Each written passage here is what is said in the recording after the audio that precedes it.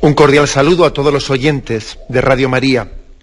Un día más, con la gracia del Señor, proseguimos el comentario del Catecismo de nuestra Madre la Iglesia. Hoy es el tercer programa que dedicamos al examen sobre la esperanza dentro del primer mandamiento.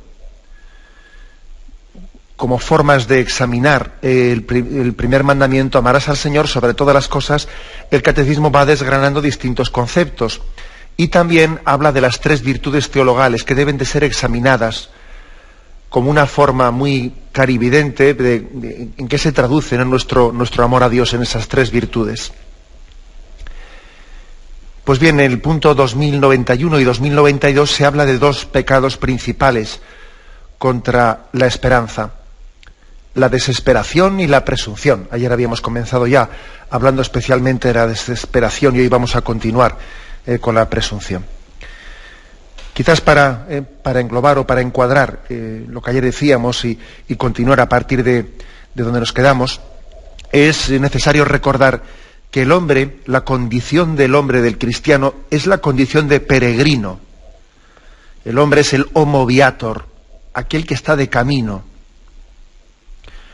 En el fondo, en nuestra vida estamos volviendo a realizar la historia de salvación del pueblo de Israel, en esa liberación de Egipto para llegar hasta la tierra prometida. Y pasaron 40 años en el desierto, en ese tránsito entre la esclavitud y la liberación. Bueno, pues bien, aquello que fue la vida de Israel, aquello que configuró la razón de ser de Israel, en el fondo es imagen de toda la vida cristiana. El cristiano está en camino. Ese es el homo viator.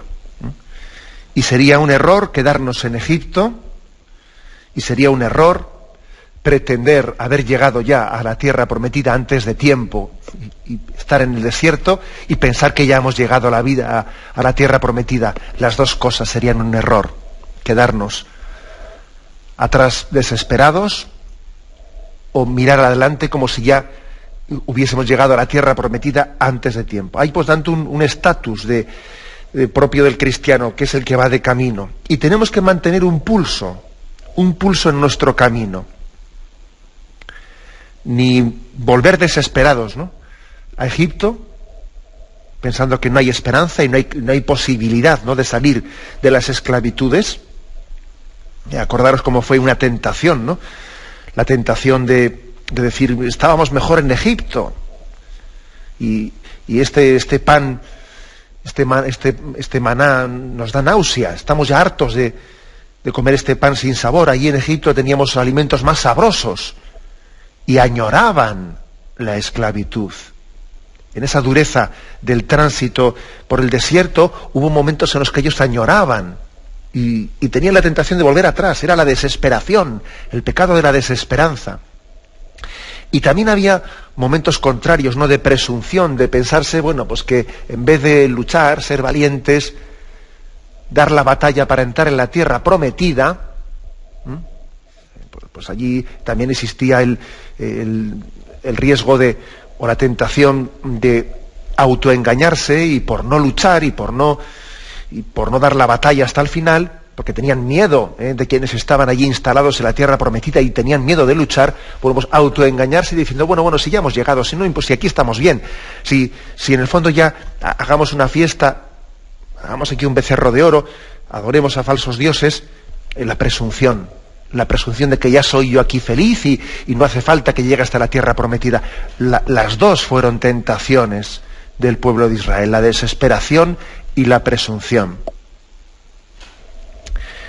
Por lo tanto, presunción y desesperación son dos tentaciones, como decíamos el otro día, que están bastante cerca una de otra, Ojo, son la antítesis, pero la antítesis al final está bastante cerca una de otra. Las dos son anticipaciones. La desesperación anticipa el fracaso. Es como la anticipación del infierno. Y la presunción también es una anticipación. La anticipación de la meta del cielo, antes de tiempo, cuando todavía no te ha sido dado. Pretender decir yo ya soy plenamente feliz, no necesito de nada más. Mentira. aquí no tienes esa felicidad plena. No seas presuntuoso. Digamos que tanto la desesperación como la presunción son dos anticipaciones falsas. El desesperado anticipa ya el fracaso pleno. El presuntuoso anticipa, con una confianza ilegítima, ¿no?, anticipa el cielo aquí, donde no está. Por eso, ayer hablábamos de la desesperación, ¿no?, y nos prodigamos en ella. Hoy vamos a hacerlo más en la presunción, pero ayer, cuando hablábamos de la desesperación, pues yo creo que era importante que subrayásemos que de todos los pecados se puede decir eso de que en el pecado está la penitencia. En el pecado está la penitencia, pero especialmente, desde luego, cabe decirlo de la desesperación. La desesperación es una auténtica penitencia, es culpa y es penitencia para quien se desespera, porque la desesperación es como un pequeño adelanto del infierno. Es un adelanto del infierno. Es la negación del propio anhelo de felicidad. Es autodestructiva, porque como el hombre tiene deseo de ser feliz, y el que se desespera renuncia a lo que es más íntimo a él, que es su anhelo de felicidad, la desesperación es desgarradora, es desgarradora, es autodestructiva, es un adelanto del infierno. Un adelanto del infierno. Hablábamos ayer de las causas posibles, por las que el hombre, los caminos concretos, ¿no?, por los que el hombre puede acabar cayendo en la desesperación, y especialmente subrayábamos dos. Uno era, según Santo Tomás en la Suma Teológica, ¿no?, uno es el de la lujuria y otro el de la pereza. En la lujuria, el sentido de que cuando el hombre va cayendo esclavo de sus pasiones y de las tentaciones de la carne, va creando una esclavitud, va creando tal falta de libertad que el hombre se ve totalmente esclavo de su propio egoísmo, y eso le desespera, ¿no? Le desespera el comprobar hasta qué punto él ha dejado de ser dueño de su voluntad, y la voluntad está esclavizada a unas pasiones, ¿no? Y eso termina por desesperar al hombre, ¿no?, la comprobación del egoísmo tan puro y duro, en el que la lujuria nos puede ir conduciendo.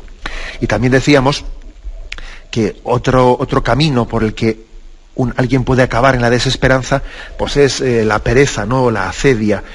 Pues la pereza entendida como que alguien no es luchador, no lucha por sus ideales, sencillamente se deja arrastrar por su comodidad, por no sufrir, por no tener que dar la batalla, y entonces se deja arrastrar por su comodidad y acaba renunciando a sus ideales, ¿no?, a los ideales que aspiraba, ¿no?, y se acaba convirtiendo, pues, en un comodón, y eso le desespera, ¿no? Le desespera el que por su comodidad está vendiendo sus ideales, ¿no?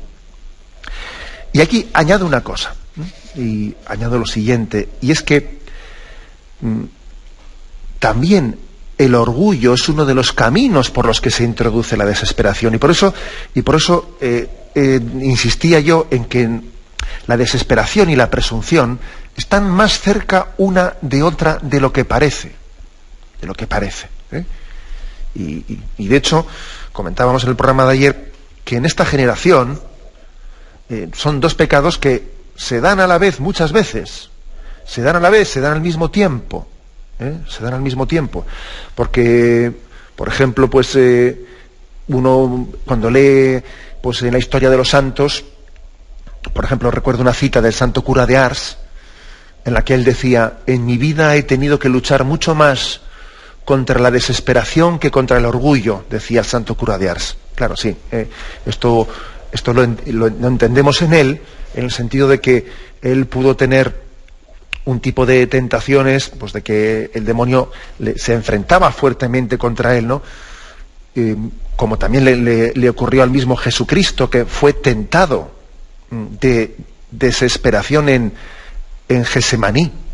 El mismo Jesús tiene esa tentación mesiánica de que Satanás pretende hacerle entender a Jesucristo que esa entrega, esa redención, la entrega de su vida por la salvación de los hombres, no va a tener el fruto. Es como si Satanás le dijese a Jesucristo: ¿de qué va a servir lo que vas a hacer? ¿Cuántas almas van a rechazar, ¿no?, esa entrega de tu vida por la salvación de todos? O sea, pretende ser como una tentación de desesperación, ¿no? Ese tipo de tentaciones las han tenido los santos, ¿eh? Claro, siguiendo también esa misma prueba mesiánica que padeció el mismo Hijo de Dios, el mismo Jesucristo.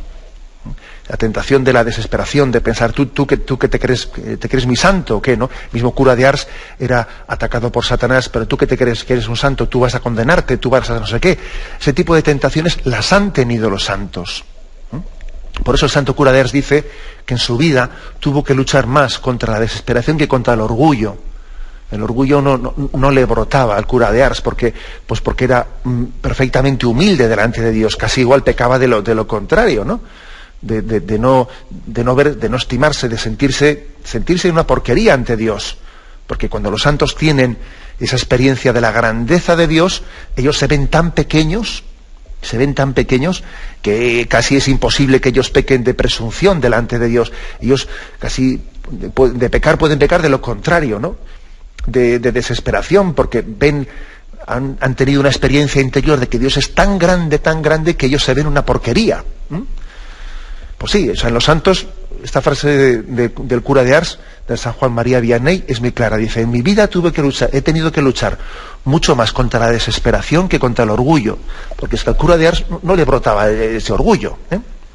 Pero sin embargo, en nuestro contexto, es que desesperación y orgullo se dan las dos al mismo tiempo. Se dan al mismo tiempo las dos. A diferencia de ese caso del cura de Ars. En nuestra generación, en nuestra cultura, perfectamente se pasa de la presunción ante los demás. En público solemos ser presuntuosos y cuando te quedas a sola te desesperas.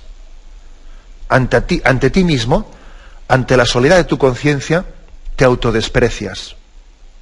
Y ante los demás pretendes sacar pecho y pretendes aparecer como que yo no sé qué, yo no sé cuántos, yo no sé qué, y luego te vienes abajo en cuanto te quedas ante ti mismo, ¿no? O sea, las dos cosas están teniendo lugar, desesperación y presunción en esta generación. Y además hay un momento en el que la desesperación se transforma en presunción y la presunción en desesperación, que es, dice Santo Tomás de Aquino, cuando alguien ve su falta de ideales, ¿no?, para luchar contra las tentaciones, cuando ve que está renunciando a los ideales a los que aspiraba, entonces en ese momento, si no es humilde para decir necesito conversión y necesito convertirme, y la virtud de la esperanza me está llamando a la conversión, porque estoy perdiendo la esperanza, etcétera, si no es humilde, ¿qué es lo que hace? Sacar pecho, obstinarse, pues lo que dice el refrán, ¿no? Si no vives como piensas, acabarás pensando como vives. Uno saca pecho, se obstina y de alguna manera lo que hace es negar los ideales, negarlos, rebelarse frente a esos ideales. En vez de decir es que soy un perezoso, es que me estoy apartando de Dios, pues no, Señor, lo que hace es negar la esperanza, negar que existan ideales, negar que exista nada por lo que merezca la pena luchar y dar la vida, ¿no? Sencillamente decir, pues mira, comamos y bebamos que mañana moriremos. O sea, es por lo tanto a veces, cuando alguien se siente débil, muy débil, ¿no?, tiene dos reacciones posibles, ¿no?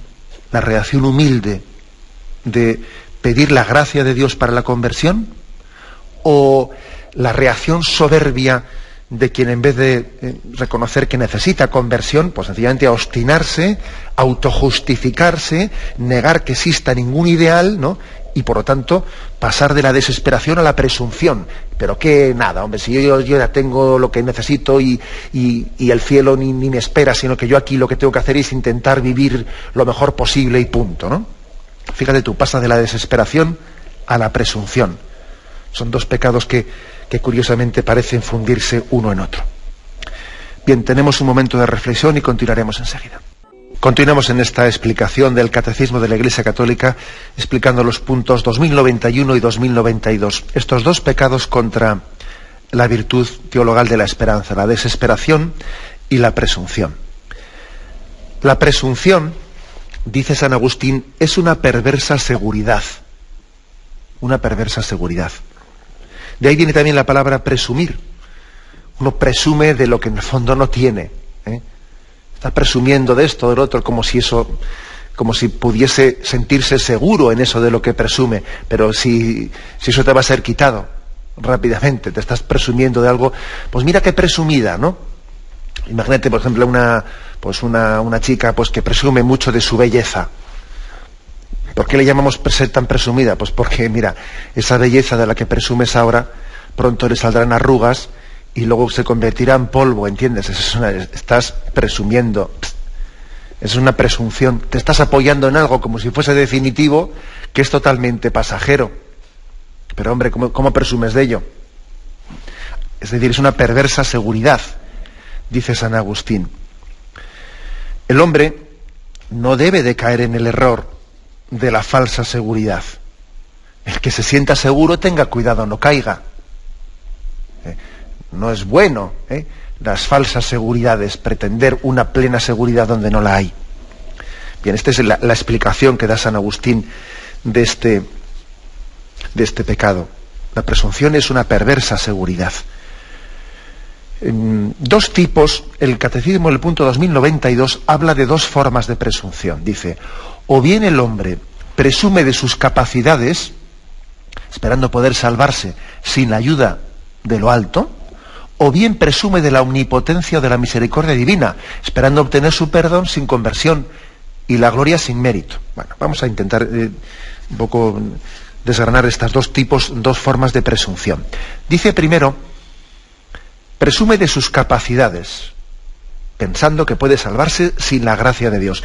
Esta es la presunción pelagiana, de tipo pelagiano, una herejía de los primeros siglos de la Iglesia, de un monje muy riguroso del norte de África, Pelagio.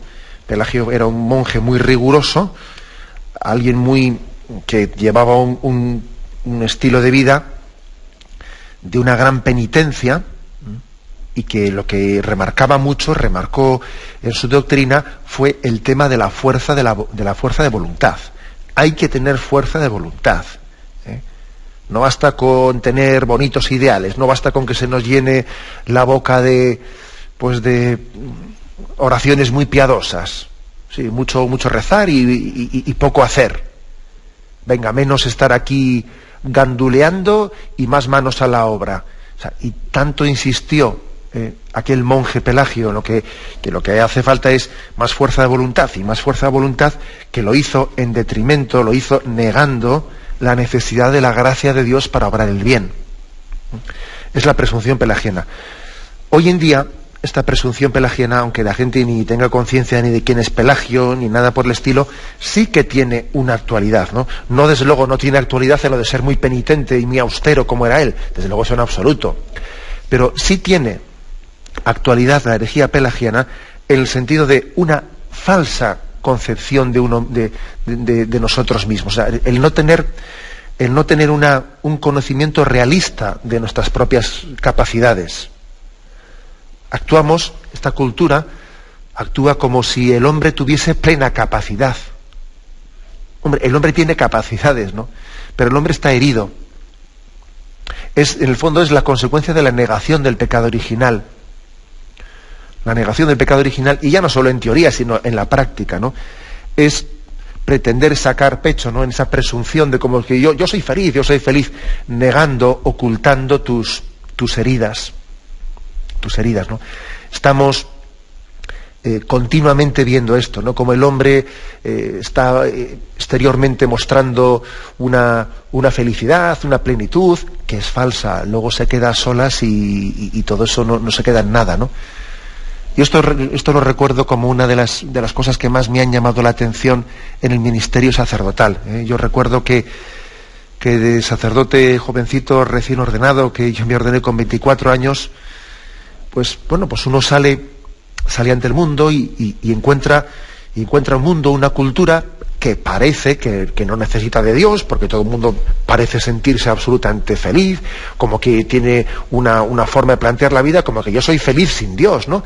Y a un sacerdote recién ordenado, o a alguien que va a evangelizar en nombre de Cristo, le puede llamar la atención, le puede impresionar, le puede incluso acomplejar el ver que el mundo parece ser feliz sin Dios, ¿no? Bueno, luego resulta que vas conociendo a las personas, no en cuadrilla, no en el bar, no en el pub, no en el baile, no en la sociedad, sino a solas, en el seno de su familia, en un momento en el que te visita cual Nicodemo por la noche y se desahoga uno contigo y el otro, y el otro, y el otro, y te das cuenta que la gente está rota por dentro. La gente está rota por dentro, ¿no? Y dime de qué presumes y te diré de qué careces, ¿no? Y todo esa presunción de parecer que somos felices, ¿no? Y que no necesitamos de Dios, etcétera, etcétera, es totalmente falsa, ¿no? Es decir, que esa imagen que se hace de que el hombre tiene capacidad por sí mismo, ¿no? de ser feliz, y eso en el fondo es negar la realidad, no conocernos por dentro, es vivir de la imagen, ¿no? Por eso me habéis escuchado, pues si no en este programa, pues en alguna presentación que tuvimos del Congreso de la Divina Misericordia, que tuvo lugar allí en Roma, pues no hace mucho tiempo, ¿no? Al que tuve ocasión de asistir. Una de las cosas que más me impresionó, que vine con ellas como más grabada, ¿no?, de aquel congreso, fue unas palabras del cardenal de Viena, de Schönborn, que él decía que cuando la cultura laicista, ¿no?, pretende afirmar eso de que mi única religión es el hombre, ¿no?, y yo creo en el hombre, y cuando reivindica el hombre, decía él, mira, respondámosles, mira, misericordia, misericordia, misericordia. Es decir, pero si estamos rotos por dentro, pero no te das cuenta de que esa autoproclamación de la autosuficiencia del hombre es que se nos llena la boca de una cosa que es falsa. No es que todos tenemos heridas afectivas, no es que todos arrastramos carencias, pero si no hay uno completo, hombre, si todos estamos heridos, sí, pero a ver quién hay aquí equilibrado. Pues todos arrastramos desequilibrios, heridas interiores, ¿no? Esa reivindicación, ¿no?, ese ufanarse, ¿no?, de el hombre es la medida de todas las cosas, hombre, hombre, hombre, decía él, misericordia, misericordia, misericordia. Pero hombre, que la diferencia entre la Iglesia y esta cultura laicista es que la Iglesia conoce al hombre por dentro y la cultura laicista le conoce por fuera, y además le conoce el momento del subidón y el momento en que está sacando pecho e imagen. Y sin embargo la Iglesia conoce al hombre por dentro, le conocen sus heridas. El hombre ha abierto su conciencia a la Iglesia, pero ante las cámaras saca pecho. Por eso esa presunción pelagiana, la presunción pelagiana sencillamente es falsa. El hombre no puede alcanzar, no es autosuficiente, no puede alcanzar por sí mismo la felicidad, pero si lo estamos viendo, que querer no es poder, que estamos llenos de multitud de deseos y luego somos tan débiles, ¿no? Si ya lo dijo San Pablo hace 2000 años, hago cosas que no quiero hacer y me veo arrastrado a ellas, ¿no? Y luego tengo proyectos y deseos que no soy capaz de realizar, si me siento interiormente contradecido, si yo mismo me contradigo, si el mayor enemigo lo tengo en mí mismo.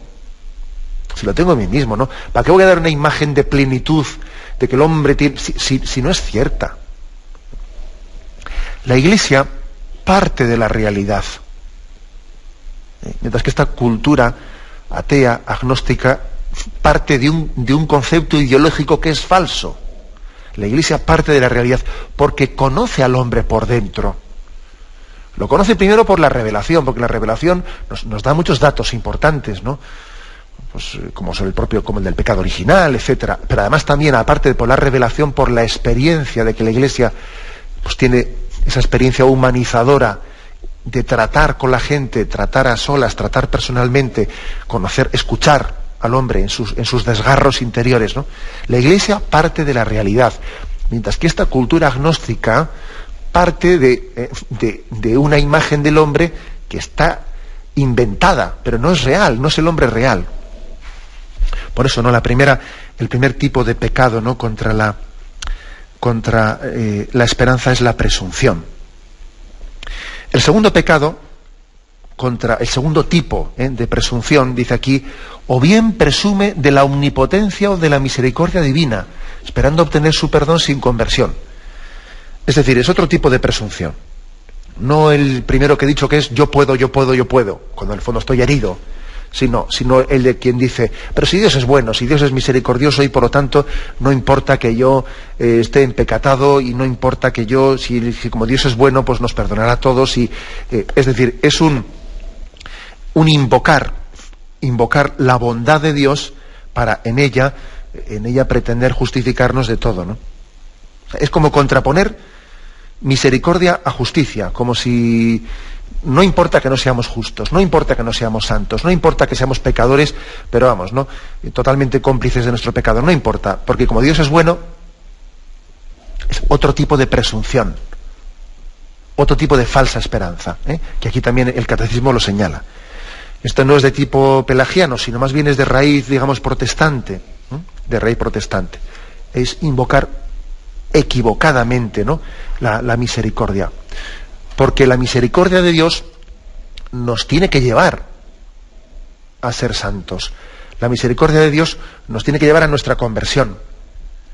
Eso lo decía el Papa Benedicto XVI en la encíclica Spe Salvi, el número 47, dice él: el juicio de Dios es esperanza, tanto porque es justicia como porque es gracia.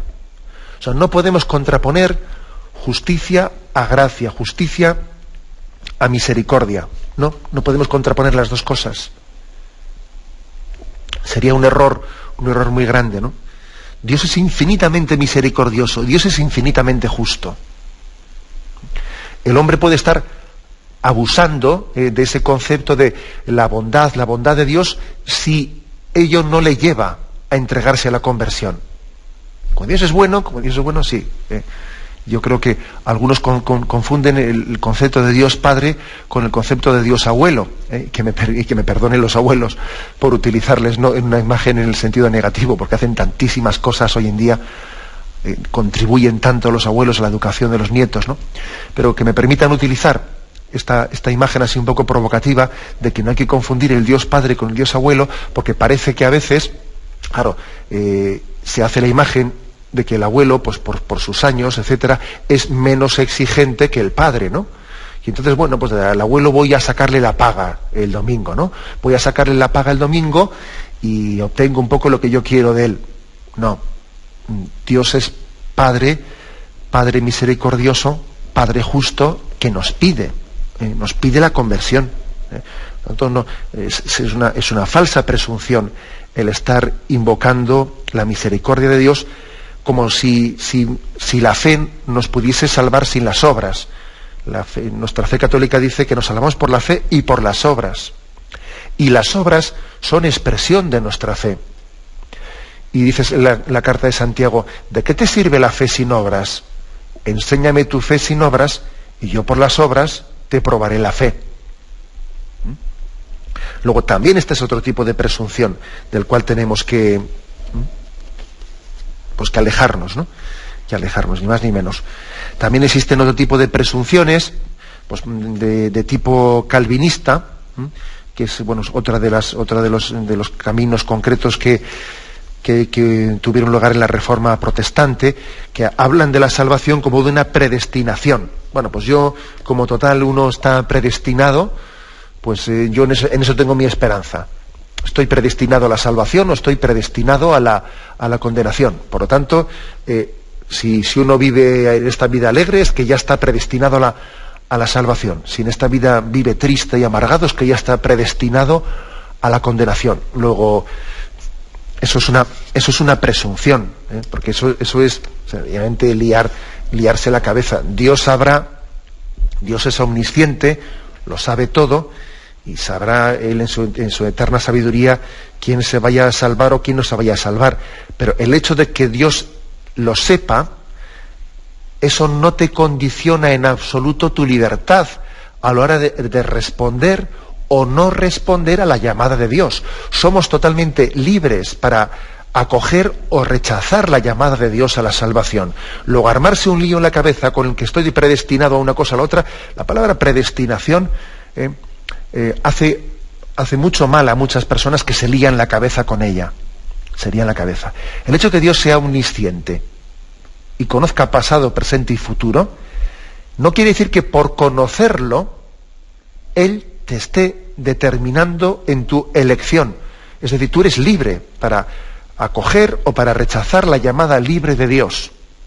Luego, hablar de la predestinación, en el fondo es no caer en cuenta de que es como si Dios estuviese jugando con nosotros, ¿no? Como si parece que nosotros, mira, pues la omnisciencia de Dios fuese como que nosotros somos una especie de fichas de un tablero en el que uno va para aquí y para allá. No, nosotros no somos fichas de un tablero. Dios nos ha dado una libertad en la que el hombre tiene la capacidad de responder a una llamada o de rechazarla.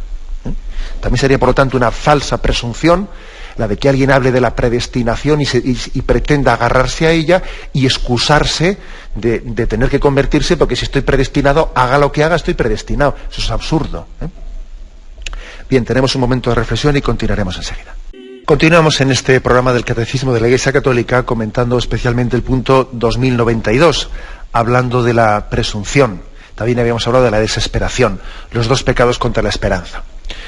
Habíamos comenzado diciendo que la esperanza es la virtud propia del homo viator, el peregrino, del cristiano que tiene una condición de estar en camino. Y en ese camino en el que está, propio, además reflejado en la historia de Israel, que salió de Egipto y antes de llegar a la tierra prometida tuvo que hacer todo un tránsito. Es importante que nosotros mantengamos el pulso de nuestro caminar, el ritmo de nuestra esperanza, mantener el ritmo de nuestra esperanza, sin pretender anticipar indebidamente la meta, pretender que aquí ya está el cielo, que no lo está, y sin tampoco no caer en la desesperanza de anticipar el fracaso, porque hemos de tener la plena esperanza de que fiel es Dios, que Él consumará la promesa que ha realizado en nosotros. Por lo tanto, como decía el beato Rafael Arnaiz, ¿no?, nuestro queridísimo hermano Rafael, la mayor ciencia consiste en saber esperar. Decía, esta es la mayor ciencia, saber esperar. Los que se desesperan no saben esperar. Los presuntuosos tampoco saben esperar. Ni unos ni otros saben esperar. Entonces, la gran pregunta es, ¿y cómo aprendemos a esperar? ¿Cómo aprendemos a coger el pulso de ese ritmo de ser peregrino, ¿no?, sin desesperarse y sin pretender que ya he llegado cuando no he llegado todavía, ¿no? ¿Cómo aprender a esperar? Yo creo que la respuesta es muy clara: la oración. La oración es una escuela de esperanza. El que espera, ora. Y el que no ora, no espera. Eso está bastante claro. Porque claro, vamos a ver, el que está desesperado no va a rezar. El que está desesperado dice, no hay nada que hacer. La oración es inútil, ese no reza. Por eso cuando una persona dice estar desesperada y está rezando a Dios, no estás tan desesperado. Tú te sientes desesperado, pero eso no es un pecado mortal, ¿sabes? Será un pecado venial. La prueba es que estás rezando, entonces luego no estás desesperado del todo, ¿entiendes? Un signo de la desesperación auténtica, cuando es un pecado gravísimo contra el Espíritu Santo, etcétera, es que de la desesperación uno ha cortado totalmente la oración. El que se desespera no ora. El presuntuoso tampoco ora. Si se piensa que ya está, él ya, si se piensa que ya lo tiene todo, ¿qué va a pedirle nada a Dios? La oración de petición, especialmente, es una oración que no hay que despreciar nunca. A veces nos parece que la oración de petición es una oración de los imperfectos, ¿no? Que los más perfectos esos hacen oración de alabanza, oración de acción de gracias, pero no, la oración de petición es una oración que necesitamos todos necesitamos pedir. Porque sería una presunción pensar que no tengo nada que pedir. Tengo que pedir, y sobre todo tengo que mendigar la salvación, como un don de Dios inmerecido. Mendigos de la salvación. Señor, concédeme la salvación, esa que no merezco, pero que espero de ti. Por eso, la oración es el mejor termómetro de la virtud de la esperanza. El que espera, ora. El que no ora, ese no espera. Eso es un termómetro clarísimo, ¿no?, en el que tenemos que examinarnos. Otro termómetro, pues el santo temor. El santo temor del cual tenemos que, pues también que hablar y no cogerle antipatía, ¿no? Antipatía a la palabra temor. Porque fijaros, se puede, como dice Santo Tomás de Aquino, se puede pecar por tener miedo, por tener temor, porque Jesús dice, yo he vencido al miedo. Hay un temor que es pecaminoso. No temas, hombre de poca fe, porque has tenido miedo. Hay un tipo de temor que debe de ser vencido. Pero ojo, también hay otro tipo de temor que no únicamente no es pecaminoso, sino que es necesario, que es el temor de quien no es presuntuoso, de quien sabe que está de camino y podría ocurrir que no llegase a la meta, sino que retrocediese a Egipto en vez de llegar a la tierra prometida. Mientras que uno no ha llegado, debe de tener también el santo temor. Ha habido, por lo tanto, influjos, especialmente influjos del estoicismo y influjos de la Ilustración. Ahora no voy a meterme en eso, que sería mucho divagar. Influjos que han despreciado el temor. No, el temor no debe de ser despreciado. Santo Tomás de Aquino, él incluso pues, cita varios textos de la Sagrada Escritura para apoyar eso. Por ejemplo, Job 41:25. El pecado, el soberbio ha llegado a no temer nada, y no temer nada se ve como un pecado. El libro de Eclesiástico 1:28 dice: el que no tiene temor no puede ser justificado. Proverbios 14:16. El sabio siente temor y se aparta del mal. Si es que estamos llenos de citas. Salmo 113, versículo 11. Esperan en el Señor los que le temen. O sea que, entonces, hay que saber matizar las cosas, porque la palabra temor, sí, puede ser una tentación, que hay que vencerla, y el mismo Jesús nos pide que venzamos el temor, pero también el temor es necesario en otro sentido distinto. Porque el primer sentido es, ¿en qué sentido el temor es malo? En el sentido que refleja una desconfianza de Dios.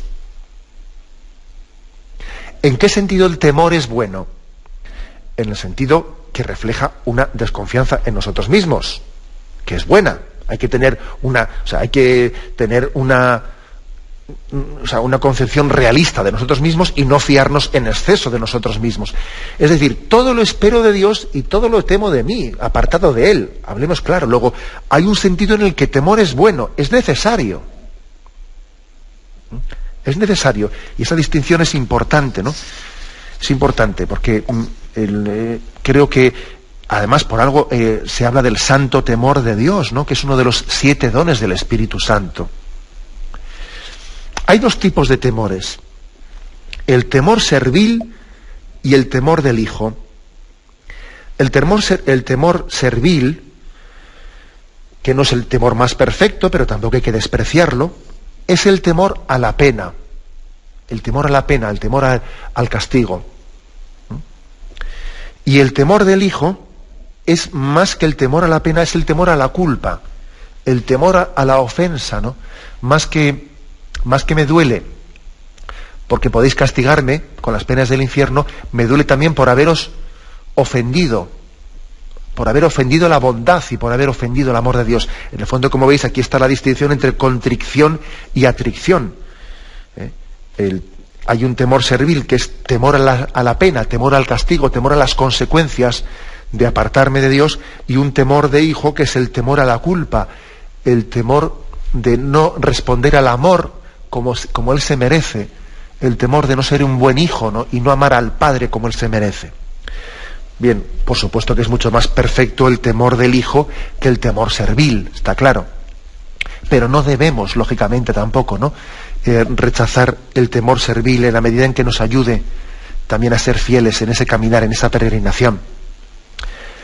Uno de los indicios de que andamos mal de la virtud de la esperanza es, como he dicho antes, el que oramos poco.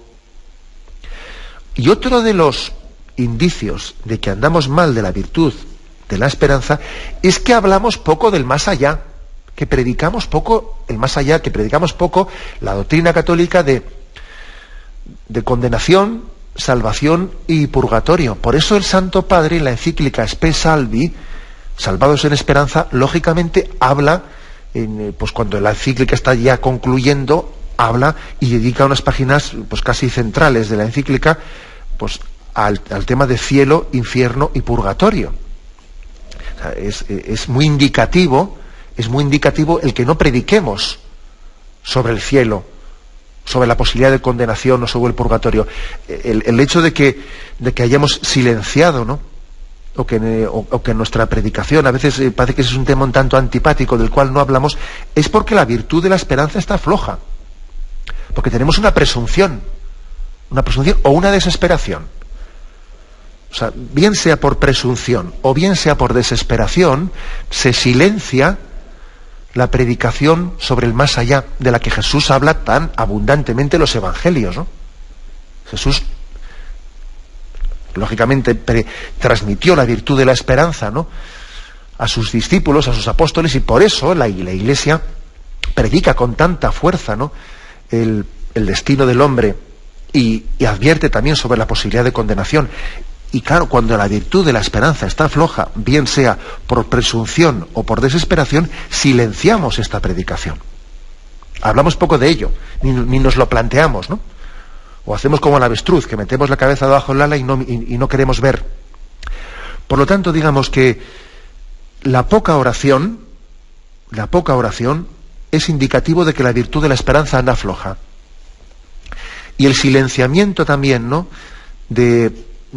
o el cuestionamiento, el no cuestionarnos, ¿no?, siquiera el más allá de la muerte, el que nadie se cuestione eso, ¿no?, el que nadie se cuestione si mi vida es conforme a los designios de Dios y a la voluntad de Dios y voy camino de salvación, etcétera, ¿no? El que nadie ni se cuestione tal cosa es también un signo de que la virtud de la esperanza está muy debilitada. Pues bien, la verdad es que al final termina esta explicación sobre estos puntos sobre la esperanza, y me gustaría concluir diciendo, pues con una cita de San Pascacio Radbert, de un santo que dice: el santo temor guarda y protege la cima de la esperanza. Dice este santo, me ha llamado la atención su cita, el santo temor guarda y protege la cima de la esperanza. Y por concluir también con una cita de otro santo padre, de San Bernardo. Dice San Bernardo: el desconocimiento propio genera soberbia, pero el desconocimiento de Dios genera desesperación. ¿No? Me quedo con esta frase de este santo San Pascacio y esta de San Bernardo. El desconocimiento propio genera soberbia. Luego seamos humildes, conociéndonos ante Dios, ¿no?, en nuestra debilidad. Y el desconocimiento de Dios genera desesperación. El que no conoce a Dios y no sabe lo bueno que es, se desespera. Tenemos razones para la esperanza. La primera es la bondad de Dios, su misericordia. Como dijimos en un programa anterior, ¿no? ¿Cómo vamos a dudar de quien ha entregado a su Hijo a la cruz por amor a nosotros? Esa es nuestra gran esperanza, el amor de Dios. Lo dejamos aquí y damos paso ahora a la intervención de los oyentes. Podéis llamar para formular vuestras preguntas al teléfono 917-107-700. 917-107-700. Sí, buenos días, ¿con quién hablo? Hola, buenos días, monseñor. Me llamo Luis, llamo de Pontevedra. Adelante, Luis. Me gustaría que nos diera unos consejos para poder discernir cuando oramos y escuchamos esa voz interior. ¿Cómo podemos discernir si se trata de la voz del Señor que nos está hablando o simplemente son divagaciones y ocurrencias nuestras? Es decir, que estamos hablando nosotros conmigo mismo y no recibo esa voz. ¿Cómo discernir entre lo que son ocurrencias propias y la supuesta voz del Señor que me está hablando? Es simplemente eso. Gracias. Bueno, lógicamente, como el oyente se puede suponer, no se trata, nosotros no es que pretendamos, ¿no?, oír una voz en el sentido casi de alocución interior. El Señor lo que sí que hace es suscitar, ¿no?, en nuestra conciencia, suscitar deseos de santidad. Entonces, yo creo que todo aquello que por ejemplo, vamos a hacer un rato de oración, cogemos el Evangelio, y cuando, por ejemplo, meditamos en un texto del Evangelio, vemos que en nuestro interior surgen deseos de santidad, ¿no?, y deseos de hacer nuestra, apropiarse, hacer mío, ¿no?, hacer mío eso que en el Evangelio está siendo proclamado. Eso tenemos que entenderlo, ¿no?, como luz del Espíritu Santo, aquello que es como apropiarme, hacer mío, personalizar, interiorizar, ¿no?, esa palabra de Cristo que ahí se está refiriendo, ¿eh? Cuando en el fondo lo que se plantea es una idea, estilo, como ha dicho el oyente, ahí va, esto es, pues, hago esto o hago lo otro, ¿no? Y entonces se plantea ya una posible ocurrencia que uno dice, ¿esto qué es inspiración de Dios o esto otro es ocurrencia mía? Bien, cuando se trata de hacer una elección, porque lo otro es más sencillo, lo que he dicho antes, el otro es no hacer una elección, sino interiorizar, personalizar, hacer mío lo que ese texto de la palabra o lo que sea que estoy meditando, ahí no hay duda de que el Señor me está iluminando, porque en el fondo es recibir, personalizar, interiorizar lo que el texto dice. Pero cuando se trata de hacer una elección, de que es un camino o el otro, bien, ahí hace falta un discernimiento. Yo creo que ahí es donde uno debe de buscar el acompañamiento espiritual, cuando tiene que hacer una elección, un discernimiento, precisamente como bien ha dicho el oyente, para distinguir entre ocurrencia e inspiración del Espíritu Santo, ¿eh? Yo creo que ese tipo de elecciones en la vida, etcétera, uno puede autoengañarse si no es acompañado, porque puede dejarlo demasiado al nivel de subjetivismo, al nivel que es sentido, no es sentido, pero ojo, en los sentimientos interiores debemos de poner también una luz de discernimiento desde fuera, porque si no podemos ser engañados. Bueno, adelante, damos paso a un siguiente oyente. Buenos días. Buenos días, nos de Dios. Adelante. Soy Enrique de Zamora. Jesucristo murió desangrado por nosotros, y durante mucho tiempo, un tiempo que se le haría interminable, debido a los graves dolores. Por ello, debemos tener una fe inquebrantable en Él, de que nos salvará ciertamente. Debemos tener mucha esperanza en Él. Rectifico del otro día, porque esperanza es realmente esperar en Dios.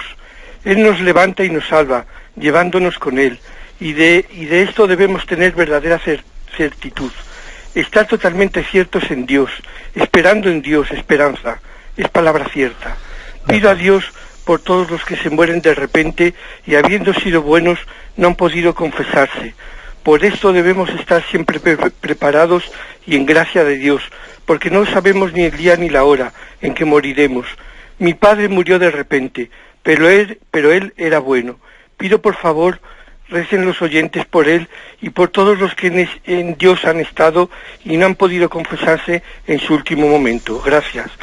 Bien, de acuerdo. El oyente hace referencia a una llamada que hizo, creo recordar, en la que, bueno, pues manifestaba así que la palabra esperanza, pues le sugería pues algo un tanto dubitativo, ¿no? Como si la palabra esperanza fuese bueno, tengo esperanza, es decir, como diciendo a ver si ocurre esto en vez del otro. A veces la palabra esperanza, cuando se utiliza no de una manera teologal, sino en un concepto más humano, sugiere probabilidad y duda interior de si será o no será. Tenemos esperanzas, a ver si no.